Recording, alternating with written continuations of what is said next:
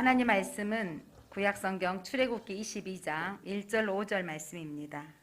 구약성경 115페이지입니다. 제가 한 성경은 22장 1절 5절 말씀 115페이지 제가 봉독하겠습니다. 사람이 소나 양을 도둑질하여 잡거나 팔면 그는 소 한 마리에 소 5마리로 갚고 양 한 마리에 양 4마리를 갚을지니라. 도둑이 뚫고 들어오는 것을 보고 그를 쳐 죽이면 피 흘린 죄가 없으나 해 돋는 후에는 피 흘린 죄가 있으리라. 도둑은 반드시 배상할 것이나 배상할 것이 없으면 그 몸을 팔아 그 도둑질한 것을 배상할 것이요, 도둑질한 것이 살아 그 손에 있으면 소나 낙이나 양을 막론하고 갑절을 배상할지니라. 사람이 밭에서나 포도원에서 짐승을 먹이다가 자기의 짐승을 놓아 남의 밭에 먹게 하면 자기 밭에 가장 좋은 것과 자기 포도원에 가장 좋은 것으로 배상할지니라. 아멘. 할렐루야. 빛이 있으라. 출애굽기 강해 설교하고 있습니다. 하나님께서 이스라엘 백성들에게 법을 제정해 주셔서 10계명을 주셨습니다.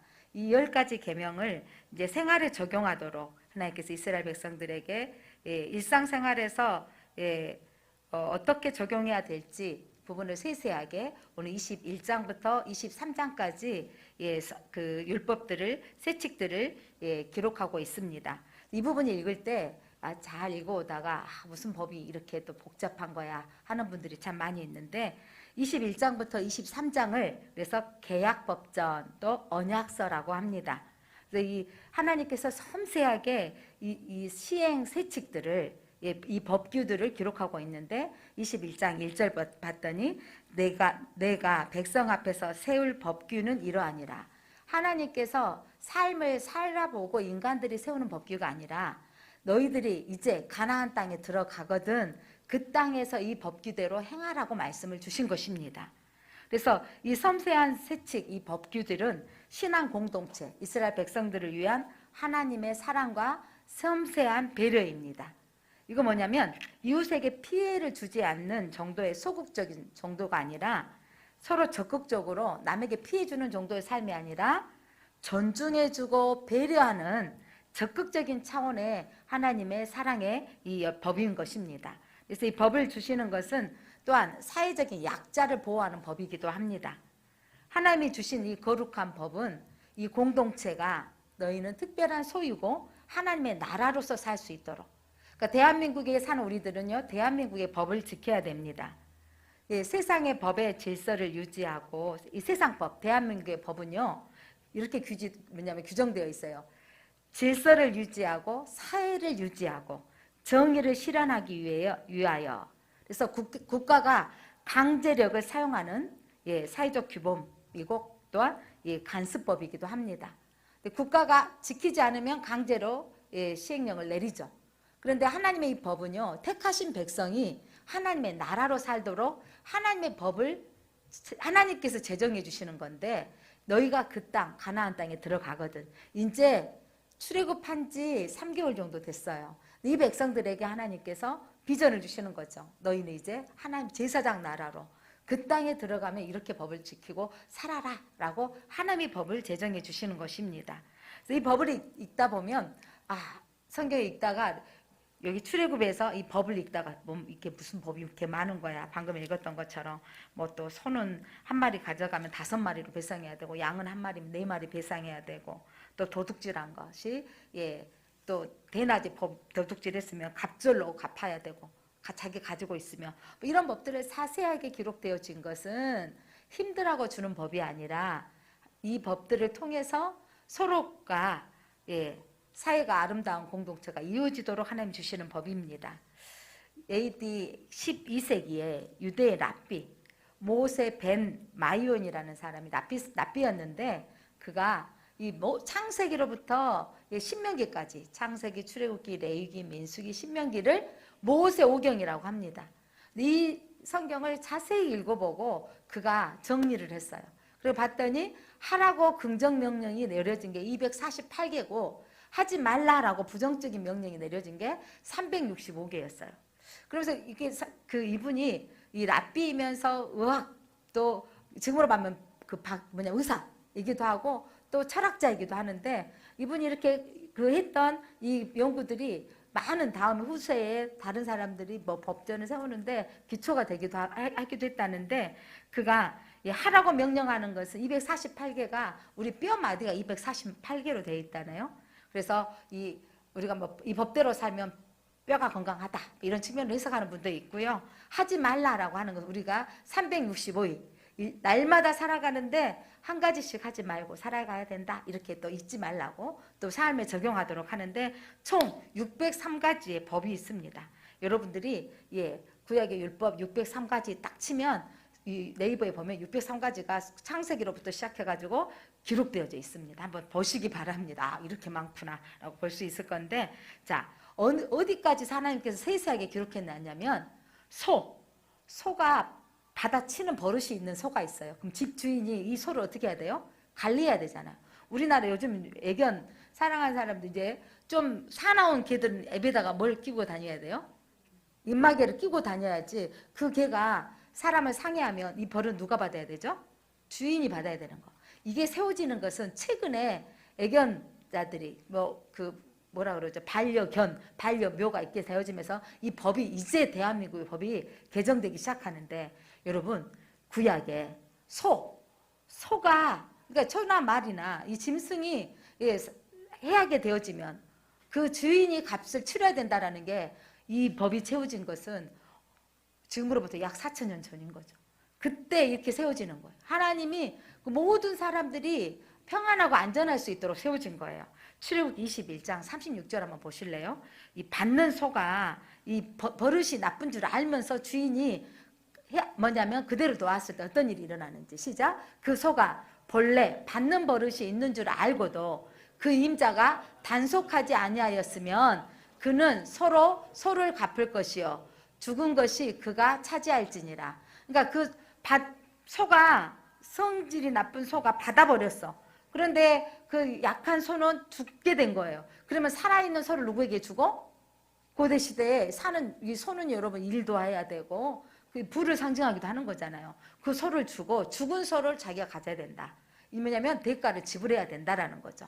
이게 하나님이 이렇게 세세하게 율법을 읽다 보면 복잡한 거다 법은 이게 머리 아픈 것이다가 아니라 하나님께서 이 공동체 안에 평안을 유지하고 연약한 자를 돕도록 하는 하나님의 사랑인 것입니다.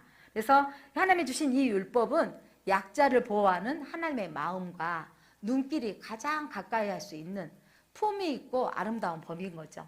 그러니까 이 법을 주신 것은 이스라엘 백성들이 하나님의 나라의 백성으로 하나님의 섬기는 백성으로 품위를 유지하는 거. 저희 단어 가운데 그리스도인들이 품위를 유지하고 사는 거.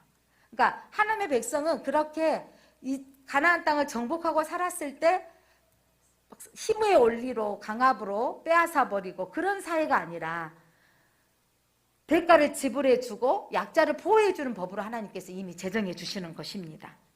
자, 또 여기 성경에 보면 오늘 제가 21장부터 23장까지를 통합으로 법을 계속해서 설명하기보다는 몇 가지를 들어서 여러분의 예를 들어서 하나님의 사랑을 알게 하도록 준비해 보았는데 출애굽 21장 23절 25절 말씀 보면 여러분들이 이렇게 잘 들었던 말입니다. 함께 읽어보겠습니다. 시작. 그러나 다른 해가 있으면 갑대 생명은 생명으로 눈은 눈으로 이는 이로 손은 손으로 발은 발로 된 것은 된 것으로 상하게 한 것은 상함으로 때린 것은 때림으로 갚을지니라. 야, 이 말씀 보면 야 니네 하나님 되게 무섭다. 이는 이로 눈은 눈으로. 네가 내 눈 상하겠어? 그럼 네 눈도 다쳐야 돼. 네가 나를 물을 뿌려서 되게 했어? 실수로 된 것도 너도 어떻게 보면 여러분 실수로 될 수도 있잖아요. 튀김을 하다가 튀겨버릴 수 있잖아요. 뭐 그랬을 때 그럼 널 나 튀기겠지. 뭐냐면 됐지. 그럼 너도 되어야 돼. 이렇게 보복법이 아니에요.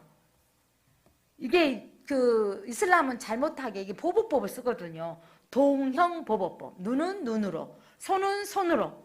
이렇게 동형보복법이 아니라 하나님이 보복으로 하시려고 이 법을 세운 것이 아니라 동형예방법으로 내 몸을 아끼듯이 상대방도 귀히 여기라는 하나님의 뜻입니다. 예, 무슨 법이라고요? 동형예방법이다. 근데 세상은 이걸 뭐라고 말하냐면 동형 보복법이다라고 표현하는데 하나님은 이거를 예방하기 위해서 하는 거죠. 자, 나라에서 교통법규를 세우는 거죠. 또 도둑질하고 강도짓을 하면 법을 세워놔서 그들을 감금 뭐냐면 교도소에 들어가게 만드는 우리 대한민국 이 법은요. 정말 최근에 와서 막 또 정비되어지고 또 개정하면서 세워져 가는 법들이 참 많습니다.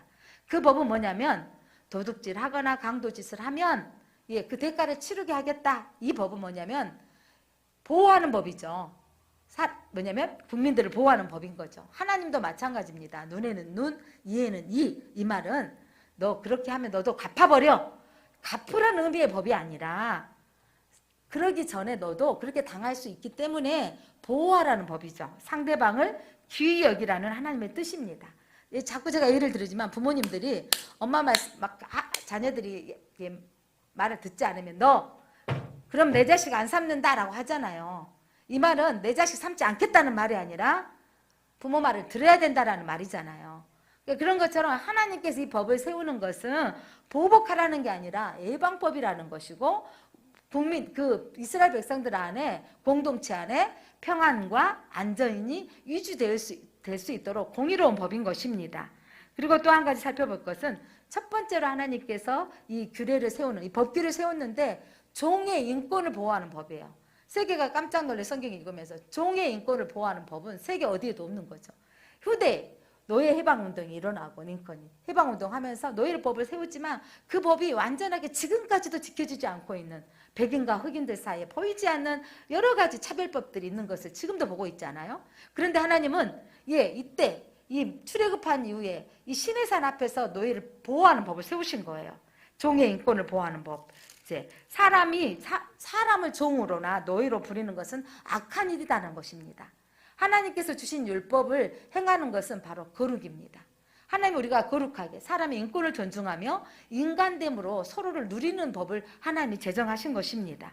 자, 그 제정법이 뭐냐면 21장 1, 2절 말씀인데 하나님께서 이 규례를 법규는 이러하니라 하시면서 2절 한번 읽겠습니다. 2절 시작. 너가 히브리 종을 사면 그는 엿새 동안 섬길 것이요 일곱째 해는 몸값을 물지 말고 나가 자유인이 될 것이며 종으로 삼았는데 몇 년 동안 종으로 삼게 하고 6년 동안만 종으로 삼게 하고 그 이후로는 자유로운 몸으로 나아주라는 거예요. 세계에 어떤 이런 법도 없어요. 우리나라 이제 뭐 민주주의 국가다 노예제도가 사라지고 했지만 불과 조선시대만 해도 여러분 할아버지가 노예 종이면 아버지도 종이고 나도 종이 되어져야 하고 내 자식도 종이 되어져야 하는 그런 사이를 살았는데 하나님이 이 법을 제정하셨을 때 이 모세 시대에 하나님께서는 혹시 그들이 종이 되어진 건 피치 못할 사정으로 종이 된 거예요. 빚을 갚지 못해서 실수로 남의 피해를 주어서 어쩔 수 없이 종이 됐을 때 6년이 지나서 7년째 될 때는 반드시 자유의 몸이 되게 하라는 것입니다. 종에서 벗어날 때 자유인이 되어졌을 때는 또한 빈손으로 내보내지 말고 후히 주라는 법입니다. 사람이 사람을 강제로 종이나 노예로 부리는 것은 악한 일이기 때문입니다. 자, 이스라엘 백성들이 400년 동안 노예로 살았을 때 놀라운 일이 생겼어요. 여러분, 당시의 애굽은요 대강대국이었고 이스라엘 백성만 노예로 사는 게 아니라 많은 민족들이 노예로 살고 있었던 때예요. 자기들은 최고의 민족이라 민족의식을 가지고 있었는데 이스라엘 백성들이 하나님이 그들에게 10가지 재앙을 내리면서 그들의 신 앞에 하나님의 강력한 신이라는 걸 깨닫게 되어지고 이들이 있을수록 우리는 피해가 되겠다라고 보내면서 하나님이 모세에게 이렇게 말을 해요. 그들에게 너희들에게 그동안 대가를 지불할 것을 요구하라. 노예로 살았던 사람들은 깜짝 놀라요. 설마 저들이 우리에게 줄까? 그런데 우리가 그동안 일했던 대가를 내놔라 했더니 주인들이 그 애굽 사람들이 자기들이 가지고 있는 금은 보화를 주면서 어서 가라고 막 내어주는 거예요. 깜짝 놀랐죠. 그 금은 보화가 나와서 성막을 짓는데 또 하나님 앞에 드려지는데 쓰임받게 되는 거예요. 여러분, 과거의 우리의 삶이 하나님께서 어느 순간에 필요할 때 그게 받았던 것이 하나님을 위해서 쓰임받도록 하나님이 하시는 일들을 보면 참 놀랐습니다. 자, 하나님은 우리의 약함을 아십니다. 무슨 말이냐면 노예로 살았던 그 종으로 살았던 그들의 약함의 처지를 아시고 떠날 때 주인으로 하여금 빈손으로 보내지 말고 충분히 후히 주라고 오늘 이 율법은 기록하고 있습니다. 뿐만 아니라 이 율법에서는 나그네를 압제하지 말고 거하나 가부를 해롭게 하지 말라고 기록되어져 있습니다. 출애굽기 22장 21절 22절 함께 읽어볼까요? 자, 시작. 너는 이방 나그네를 압제하지 말며 그들을 학대하지 말라. 너희도 애굽 땅에서 나그네였음이라. 너는 가부나 고아를 해롭게 하지 말라. 하나님은 나그네의 서름을 누구보다도 잘 알고 있는 이스라엘 백성들에게 너희도 그 나라에 그 땅에 가면 너희가 그 땅을 차지하고 정복하게 될 터인데 너희 안에 있는 나그네들 또한 고아나 가부는 여러분 뜻하지 않게 생겨지는 거예요. 갑작스럽게 생겨질 수 있는 자연재해로 생겨질 수 있는 거고 급작스러운 사고로 부모가 갑자기 돌아갈 수 있기 때문에 고아는요 어떤 부모의 제약 때문도 아니고 갑작스럽게 생길 수 있는 그들을 해롭게 하지 말고 그들을 돌봐주라는 것입니다. 너희들이 이전에 경험해 보았지 않느냐 너희가 나그네 되었던 삶을.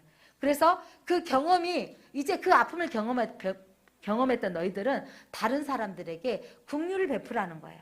하나님 우리의 과거의 아픔은요 어떤 일을 하게 하냐면 다른 사람들을 돕는데 우리에게 그렇게 사용되어지기를 원하십니다.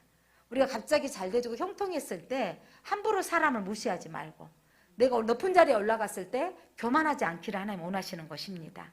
하나님은 또한 공평에 대한 관한 법을 말씀하고 있습니다. 출애굽기 23장 6절로 8절 한번 읽어볼까요? 큰 틀로 제가 큰 것만 한번 적어봤습니다. 6절로 8절 시작. 너는 가난한 자의 송사라고 정의를 굳게 하지 말며 거짓 일을 멀리하며 무죄한 자와 의로운 자를 죽이지 말라. 나는 악인을 의롭다 하지 아니하겠노라. 너는 뇌물을 받지 말라. 뇌물은 밝은 자의 눈을 어둡게 하고 의로운 자의 말을 굽게 하느니라. 뇌물을 받게 되어지면 분명하게 이 뇌물은 밝은 자의 눈이 어둡게 되어져요. 감싸줄 수밖에 없게 되어지기 때문에 뇌물을 받지 말라. 그러면서 상반부에 보면 3절 말씀 보면 23절 3절 보면 가난한 자라고 송사라고 해서 편벽되이 두둔하지 말라. 저 사람은 가난하고 약하고 어려우니까 아이고 그럴 수밖에 없었을 거야. 무조건 두둔하지 말라는 거죠. 가난하고 약한 자도 그 죄값은 받아야 된다 이 말이고 또 송사를 하는데 가난하니까 저 사람은 나한테 어떤 대가를 지불할 수 없어. 그러니까 그 사람은 그 송사는 해결하려고 하지도 않는 그런 자가 되지 말라 이 말이에요. 지금 우리는 그 자본주의, 어떤 물질주의, 어떤 이 민주주의 국가에 살면서 어떤 형편에 살면 우리가 모두가 변호를 받을 수 있도록 무슨 변호사? 국민 변호사라고? 국선 변호사 혜택을 받으면 사람들이 이러죠. 국선 변호사 혜택을 받아서 감사는 하지만 사람들 안에 이런 마음이 있어요. 국선 변호사는 해결 능력이 좀 더 없을 것이다. 그런데 로펌 회사에 다니는 변호사의 혜택을 받으면 그분들은 여러분 국선부 변호사는 거의 무료에 가깝고 일반 변호사는 뭐 잘 모르지만 한 건당 뭐 700~800만 원 이렇게 된다면 로펌 회사의 변호사들은 여러분 2천만 원, 3천만 원, 5천만 원 이런데요. 더 큰 행사가 될수록 큰 사건이 될수록 더 커지는 거예요.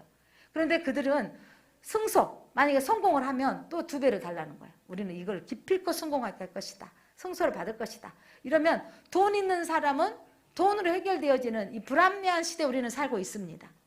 그런데 하나님의 법은 돈이 없다고 가난하다고 그들의 송사를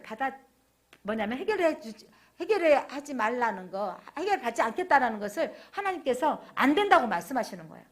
그러니까 약자라고 무조건 보호해서도 안 되고 가난한 사람이기 때문에 내게 이익을 주지 않기 때문에 해결해 주지 않는 그런 불법의 변호자가 되지 말으라는 거죠. 이것은 무슨 말이냐면 치우침이 없이 행할 공의를 말씀하고 있습니다.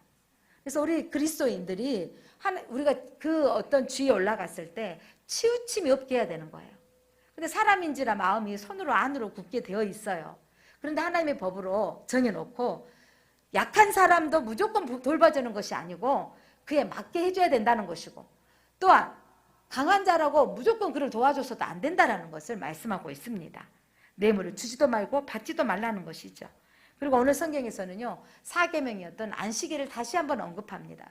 이게 무슨 말이냐면 이 사회법들 속에서 하나님께서 우리에게 사회, 약한 자들을 어떻게 살 것인가를 법을 말씀해 주시면서 하나님을 섬기는 것을 다시 한번 말씀해 주시는데 안식일에 대한 개념을 말씀하고 있습니다. 출애굽기 23장 12절 한번 보겠습니다. 23장 12절 시작. 너는 엿새 동안에 내 일을 알고 일곱째 날에는 쉬라. 내 소와 나귀가 쉴 것이며 내 여종의 자식과 나그네가 숨을 돌리리라. 그러니까 엿새 동안은 일을 하고 일곱째 날에는 쉬라는 거죠. 그리고 짐승까지도 쉬게 하고 소도 나귀도 쉬게 하고 종들도 다 쉬게 하라는 거예요. 쉬어서 숨을 쉬게 하라. 하나님께서는 이 모든 사람들이 이게 쉼을 얻도록, 그래서 이 안식일을 쉬도록 했는데 유대인들이 이 얼마나 이 율법을 너무 강하게 세밀하게 준비해 뭐냐면 지키기 위해서 율법주의로 빠져버린 거죠. 예수님 오셨을 때. 그래서 그들은요, 몇 미터 가면 안 되고 안식일에는 아무것도 하지 않고 쉬어야 된다고. 심지어 불 끄는 일도 무게가 몇 킬로 되는 일인가, 이런 것까지 그것까지 다 세밀하게 적어놓은 거예요.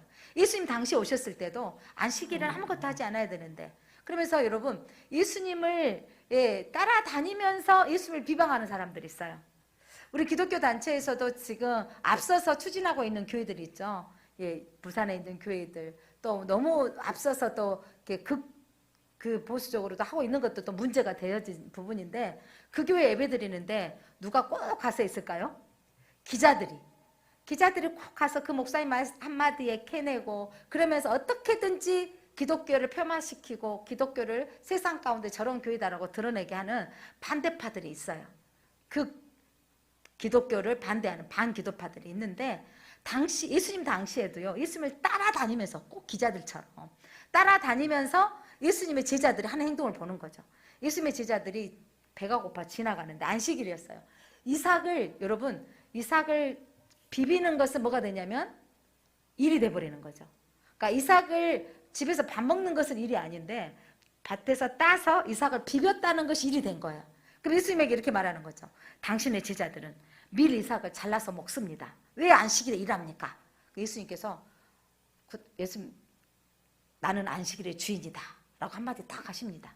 그들이 아무 말도 못하는 거예요. 저게 무슨 말이야? 무슨 뜻이야? 이렇게 하고 있는데 또 예수님께서 안식일에 병자를 고치셨어요. 많은 병자를 안식일에 고치니까 또 따라다니면서 왜 당신은 안식일에 병자를 고칩니까? 안식일에는 쉬라고 했는데 이 율법을 가지고 말하는 거죠. 그때 예수님께서 안식일에 선을 행하는 것이 옳다. 너도 네 이 나귀가 개울에 빠졌으면 건져내지 않겠느냐? 라고 하시면서 예수님께서는 선을 행하는 일은 옳다고 말씀하십니다. 여러분, 예수님은 생명을 살리고 선을 행하는 일은 안식일에 해도 된다고 말씀하시고, 배가 고파서 힘들어서 죽는데도 참고 안 하는 것보다는 먹는 것이 낫다고 말씀하시는 거예요. 왜냐하면 안식일의 주인, 안식일에 여러분 완성하신 분은 하나님과 함께 완성하신 예수님이 안식일의 주인이라는 거예요. 저와 여러분은 오늘 이 안식일을 개념으로 현대 우리 기독교인들은 주일을 지키는데, 안식일을 그렇게 지키는 것은 안식일의 주인이신 예수님을 예배하는 것입니다. 그러니까 이날 우리는 예수님을 예배하는 거예요. 가끔 이런 말을 해야죠. 안식일에 쉬라고 했는데 너희들 적당히 성경을 읽어본 사람 이런 거죠. 이 성경을 가리키면서 야, 하나님은 안식일에 쉬라고 그랬는데 너네들 왜 교회 가냐? 안 쉬는 거잖아. 택시도 타고 차도 운전하고 버스도 타고 오면 안식일에 쉬는 것이 아니잖아. 이렇게 질문하는 사람이 왕왕 있습니다. 자, 여러분, 안식일에 그런 개념으로 쉬고 이렇게 따지는 것이 바로 바리새적인 사고이죠. 하나님은, 우리 예수님은 이것들을 통해서 우리가 더 생명을 얻는 일이 더 중요하다는 것이죠. 여러분, 우리가 이 예배를 통해서 영의 양식을 먹는 것은 육의 밥을 먹는 것처럼 우리가 생명을 얻는 것이고 더 쉼을 얻는 것입니다. 언젠가 제가 비유로 그렇게 표현을 한번 했었는데, 이 휴가철에, 요즘은 휴가철이라 해도 나가지 맙시다 하고 이렇게 캠페인이 벌어지고 있는데, 여러분, 휴가철에 이러죠. 해외여행 다녀오신 분, 그리고 바닷가를 갔다 오든 계곡을 가든 산을 다녀오신 분들이 이런 말을 해요. 야, 휴가철 참 잘 보냈다. 그리고 스트레스 팍 풀렸고, 내가 안식을 누렸다. 이래요. 그런데 아무것도 않고 방콕에 있던 사람들은 나는 아무것도 안 하고 집에서 지내다가 그냥 왔다 이렇게 하거든요. 그 사람들은 그걸 쉬었다고 말하지 않더라고요. 자, 무슨 말이냐면 여러분들이 저희들은 이 주일날 하나님 전에 나오고 머리를 감고 옷을 입고 이렇게 왔어야 되는 이 수고로움들이 여러분들은 이 예배를 통해서 하나님의 말씀을 받고 영의 양식을 먹음으로 여러분은 쉼을 얻는다고 표현해야 돼요. 말씀을 받고 내가 생명의 양식을 먹어서 말씀을 받았으니 나는 살아나는 거죠. 그러니까 생수의 강이 보호자로부터 흘러나와서 처음에는 미미하게 흘렀지만 새어나온 그 물이 무릎을 차고 허리를 차고 목을 차고 다 덮는 것처럼 하나님의 말씀이 여러분들의 심령 안에 차고 넘치면 여러분이 살아납니다. 그러니까 보호자로부터 흘러나왔던 생수가 강을 이루고 바다를 살리는 역사가 일어나게 되는 거죠. 강가에 있는 나무들이 열매를 맺고 그리고 죽었던 바다가 살아나는 거예요. 어부들이 몰려오고 생물들이 드러나는 거. 여러분, 하나님의 복음의 말씀은 여러분을 살려내는 힘이 있습니다. 말씀이 들어야 여러분이 살아납니다. 여러분의 영이 살아나는 거예요. 그러니까 내가 살아나기 위해서 예배 드리는 겁니다. 그래서 여러분들이 하나님이 이스라엘 백성들에게 율법을 주는 건 힘들라고 주는 게 아니에요. 가끔 안식일에 결혼식 가야 되고 안식일에 주일날 행사가 있는데 안 가려면 마음이 찝찝해지는 거. 찝찝해지는 마음이 있다는 거 여러분 안에 성령님이 계시는 거예요. 그런데 내가 이 안에 들어와서 예배를 드리는 삶이 결국 나를 힘들게 하라고 주는 게 아니라 여러분이 살아나는 말씀입니다. 살리는 것입니다. 안식일을 지키는 사람이 그 다음에 뭘 지키게 되냐면 안식년을 지키는 거죠. 7년. 네, 안식년을 지키는 것이고 그 사람 또한 그 안식년을 지킨 사람들 77년 49년 지나 50년에 희년을 지키는 거예요. 그런데 가나안 땅에 정복했던 이스라엘 백성들이 들어가서 이걸 지키지 않았던 거예요. 처음에만 지키고 안식년도 뭐냐면 안식년도, 안식일도, 안식년도, 희년도 지키지 않았기 때문에 하나님께서 그들 백성들을 70년 동안 포로로 끌려가게 하고 그 땅이 황폐하게 하심으로 선지자는 말합니다. 그 땅이 황폐하게 되어짐으로 그들이 지키지 아니하였던 것을 안식하게 되어졌다는 거예요. 하나님의 말씀은 반드시 성취되어집니다.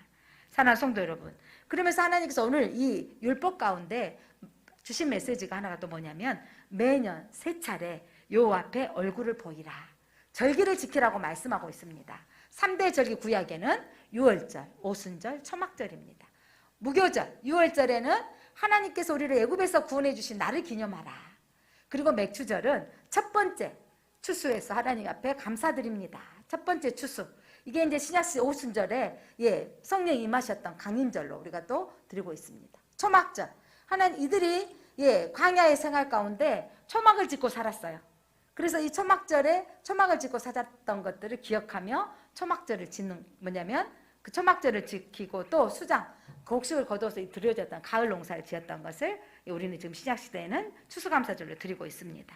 이렇게 절기를 지키게 하셨던 것은 하나님께서 평상시에 예루살렘 성전을 바라보고 하나님께 예배하게 하셨던 가족공동체를 예배하게 하셨던 하나님이 1년에 3차례는 반드시 12세 이상은 모두가 다 모이게 한 거예요. 온 나라 사람들이. 그렇게 하셨던 것은 이스라엘 전체를 신앙 공동체로 보존하시려는 하나님의 뜻입니다. 대한민국에는 절기 가운데 추석과 그 설 명절 때 보면 온 땅이 고속도로가 가득 뭐냐면 차들로 가득 차죠. 부모님을 만나러 뵈고 가는 어떤 그런 것 가정에 모이는 행사를 위해서. 그런데 이스라엘 땅에는요 온 백성들이 예루살렘 성전에 모이게 한 것입니다. 그 성전에 모여서 빈손으로 나오지 않고 하나님 앞에 감사하게 하는 거죠. 그렇게 해서 우리는 하나님의 믿음의 공동체, 하나님을 섬기는 공동체인 것을 서로가 우리는 하나님을 섬기는 백성이다, 민족이다라는 것을 알게 하도록 그리고 지키도록 하셨던 것입니다. 그 절기가 예수님 당시에도 예수님도 절기를 지키셨던 거 기억하십니까? 예수님이 6월절에 12살 되던 해에 부모님을 따라서 성전에 갔던 것 성경에 기록하고 있습니다. 자, 누가복음 2장 41절로 42절 말씀 보겠습니다. 예수님은요 율법을 지키시고 성취하신 분이십니다. 그의 부모가 해마다 6월절이 되면 예루살렘으로 가더니 예수께서 12살이 되었을 때 그들이 이 절기에 갈래를 따라 올라갔다가 자, 예수님도 부모님은 해마다 절기를 드리러 갔고 예수님의 나이가 12살이 됐을 때 갈래를 따라 이제 아들을 데려가서 예배를 드리러 이 절기를 드리러 가는 것입니다. 여러분 우리의 부모의 신앙은요 어렸을 때부터 훈련되어졌을 때 그 관례에 따라서 우리 아이들의 신앙이 몸에 배기는 거예요. 배이는 겁니다. 우리가 아이들을 신앙교육은 커서 시키는 게 아니고 어려서부터 시켜줘야 돼요. 어려서부터 몸에 배이게 해줘야 돼요. 습관을 쫓아 예수님께서 기도하러 가셨던 것처럼 이 갈래대로 유월절을 지키러 가셨던 것처럼 우리의 자녀들 세대가 이 습관을 쫓아 주일 예배를 드리게 하고 또 이 절기 예배를 드리도록 하는 게 하나님께서 명령하신 율법입니다. 예수님께서는 이 하나님의 뜻을 행하신 분은 우리가 또 그렇게 행하기를 원하십니다. 오늘 말씀 보면 23장 1절 보면 너는 여러분 23장 1절 한번 펴보세요. 너는 거짓된 풍설을 퍼뜨리지 말며 악인과 연합하여 유증하는 증인이 되지 말라. 앞에 거짓된 풍설을 퍼뜨리지 말라. 무슨 말이냐면 불건전하게 헛된 풍문을 뜻합니다. 이 시대에 지금 유튜버에 너무도 많은 그 소식들 잘못된 정보들이 올라오고 있습니다. 그러니까 여러분들이 어떤 목사님들이 설교를 듣고 하는 것도요. 그 건설적인 제대로 된 부분들만 들어야지 잘못되어지면 이상한 정보가 들어가요. 그러니까 요 근래에도 또 저한테 누군가 보내준 게 뭐냐면 이 코로나를 예방하는데 그때 한번 소금물 사태 초창기에 난리 났었잖아요. 한 분 교회에서 소독한다고 그냥 다 소금을 그냥 입에 해갖고 뿌려갖고 온 교회가 그 코로나 걸렸던 사건 기억나시죠?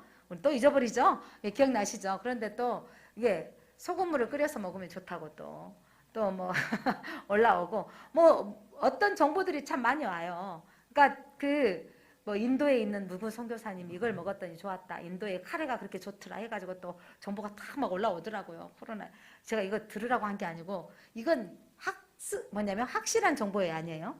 아니죠.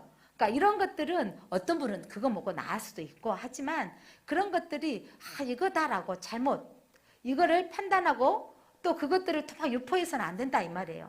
그러니까 잘못된 정보들. 그러니까 지금 우리가 또 이 백신을 맞자 해서 온 국민들이 다 함께 맞는데 동참하고 있습니다. 그런데 또 한쪽에서는 맞지 말라라는 정보들이 뭐 서울대 교수님이 어떤 분은 맞으라는 교수님 올라오고 어떤 교수님은 또 맞지 말라는 교수님 또 막 옆에는 서울대 전염학과 이쪽도 서울대학병 전염학과 여러분 교수라 할지라도 이거는 이론이고 지금 현재 우리가 지금 저는 이런 표현하고 싶어요.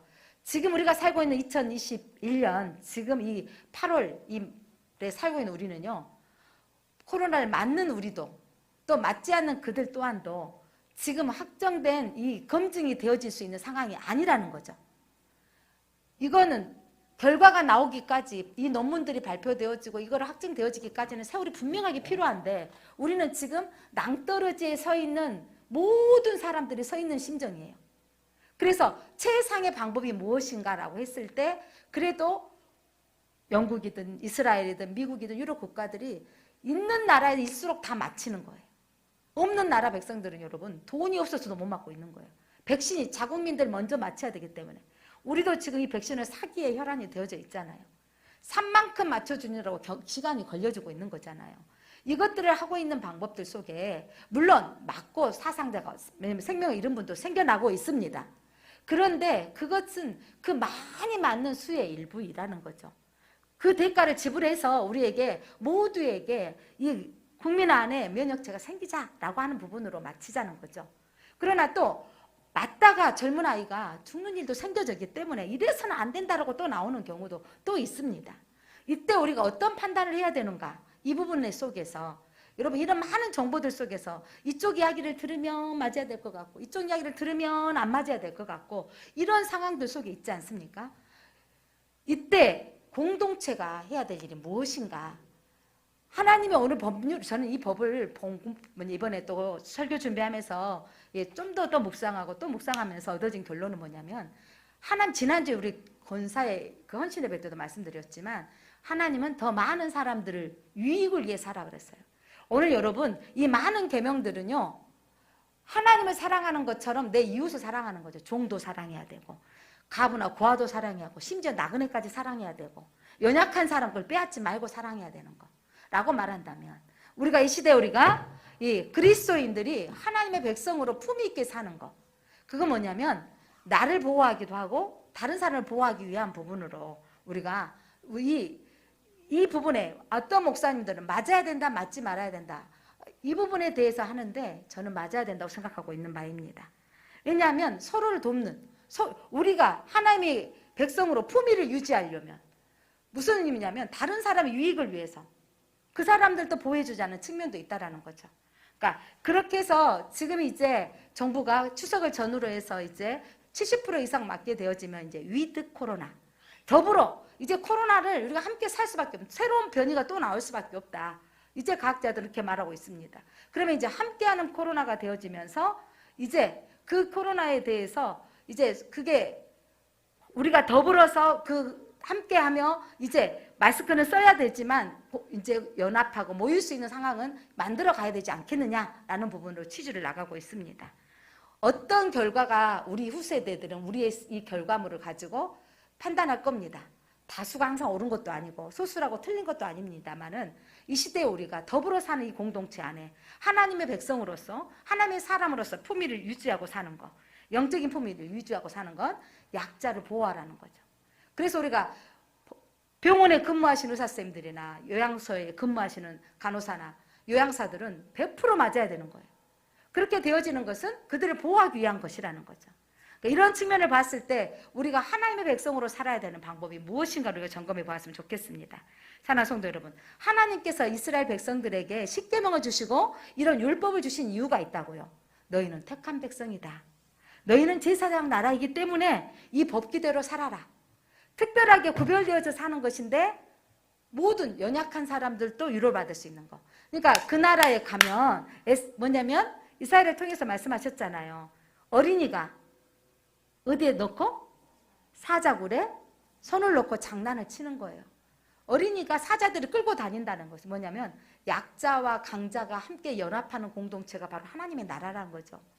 여러분, 그 나라에 가면 강자 약자가 없는 거예요.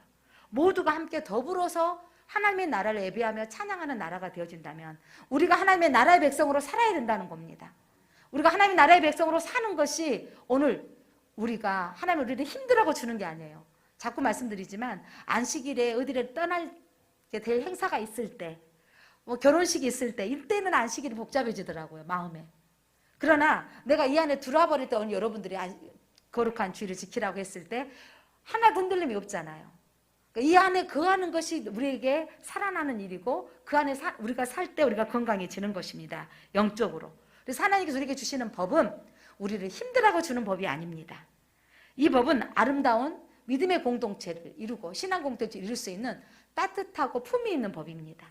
우리가 이 법을 지키고 세상 가운데 우리가 나가서 약한 자를 보호해주고 연약한 자를 돕는 자가 되어지고 남의 것을 도둑질하지 아니하고 그렇게 사는 사회가 되어진다면 우리 그리스도인이 그렇게 산다면 이 사회는 분명히 바꿔질 수 있는 것입니다. 하나님이 이 세상 가운데 교회에서만 하나님의 사람으로 사는 게 아니라 나가서도 하나님의 사람으로 살라고 이 법을 세워주시는 것입니다. 그 하나님의 마음을 기억하면서 여러분 오늘 집에 가서 우리 21장부터 23장까지 한번 읽어보시기 바랍니다. 소리내서. 하나님의 마음을 기억하면서, 그러니까 이 모든 계명들은 힘들어하고 주는 게 아니라 하나님의 마음은 사랑해서 주는 거예요. 모두가 함께 더불어서 평화를 누릴 수 있는 공동체가 되어지도록 주시는 법입니다. 기도합니다. 하나님, 율법은 우리에게 법을 정해서 규칙을 세워서 힘들게 복잡하게 살라고 주는 법이 아니라 누구나 평안을 누릴 수 있도록 더 약한 자를 보호해 주시는 법이고 또한 강한 자가 힘을 가시하고 그 힘의 세력으로 살지 아니하고 연약한 자도 더불어 살 수 있는 사회 공동체를 이루기 위한 하나님의 나라의 법입니다. 하나님, 우리가 그리스도인입니다. 하나님이 주신 이 율법의 메시지들을 오늘 이 신약 시대에 우리가 또 하나님 그리스도인답게 세상에 나가서도 이 우리가 그리스도인으로서 하나님의 품위를 유지하며 하나님의 법대로 살아갈 때 세상은 우리를 보고 하나님 믿는 사람은 다르다라고 말할 수 있습니다. 세상과 똑같이